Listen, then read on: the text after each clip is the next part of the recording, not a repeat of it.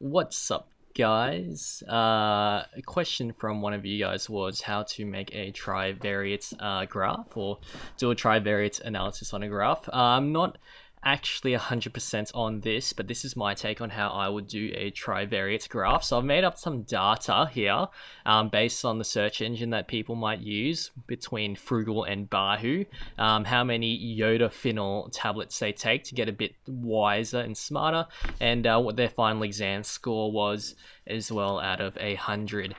So the first thing that I will do here, we need to understand that we're going to have the Yoda Fennel tablets taken as the independent variable, or it will be on the x-axis, and the exam score we want to be on the y-axis. The next thing that we need to understand is that we're going to have two different series here as well. That's how we bring in the third variable, or at least that's how we turn a bivariate into a trivariate analysis. So the first thing that I'm going to do is just sort out between Bahu and Frugal. That way I'll be able to select the data easily later on. So I'm just going to go right click sort Z, A to Z, and what that will do is it'll give me my split of Bahu and Frugal users. Okay, so next obviously we create our graph. I want to use a scatter graph, and bam, we're done. Well, actually we're not done. It looks fairly right, but it's actually wrong. The reason being is that the series are incorrect. They're not displaying the correct data whatsoever, but we have two series, which is what we need. So from here, it's easy to fix up. All we do is right click, go select data, or alternatively, it will be in the, I believe, design tab at the top, and inside that little ribbon as well. So you go select data. You can use either, it doesn't matter. From here, it'll bring up a window, and all we do is edit our series. So if you didn't have enough series, if you want to add in a fourth series or whatever, then you'll just go add, but right now we're just going to edit. So all we do is edit it. In terms of the series name, actually, I may have to go back and fix this later on, but for now, I'll just leave it as is.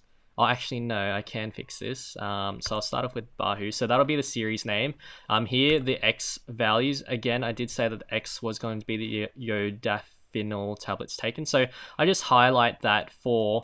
I need to delete it first. So go equals and highlight the data for Bahu. Same thing for the Y series. So delete that and highlight for Bahu. Okay, and we'll do the exact same thing for Frugal as well. So we want the title to be Frugal. See how it's already pre-selected the incorrect data, where it selected everything from column A when we want to use the data from column B.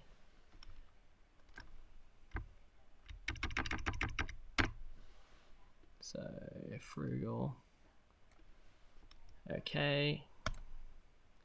And if we hit OK, that looks much more correct. So we can see that we've got two different series, Bahu and Frugal, and they're aligned correctly. And on our x-axis, we've got the amount of tablets taken and the exam score. You would obviously put in your titles, so add in your axis titles. The other thing as well that you could add in is the trend line. You would want that for both of them.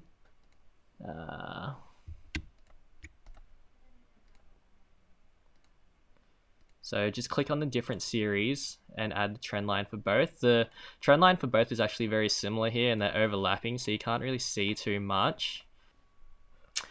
Alrighty, the last thing to really round off your graphs is to add on the strength, or at least the coefficient of correlation with the graph. So it doesn't allow you to actually put that on there. It gives you the coefficient of determination, which is r squared. So to be able to get that, all you need to do is right click your trend line. You'll have to do it for both trend lines.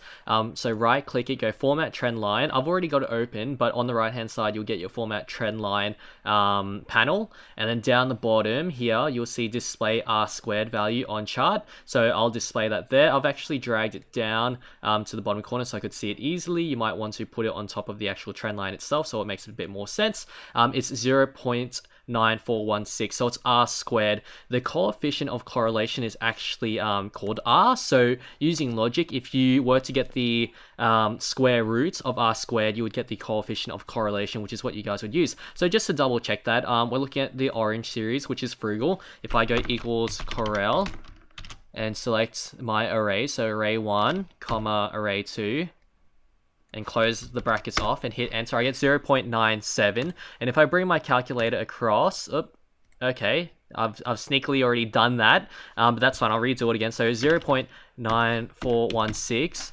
square root is 0.97036. So that's how we know that r squared, the coefficient of determination, is basically the squared value of the coefficient of correlation, which is 0.97036 in this sense. But anyway, that's about everything that you guys need to know from my perspective, from what I believe.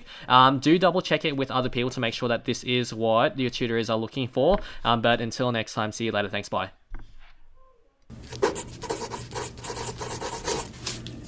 Talk about is pivot tables. The easiest thing in your life that you'll ever learn. You just go insert at the top, pivot table at the top left hand.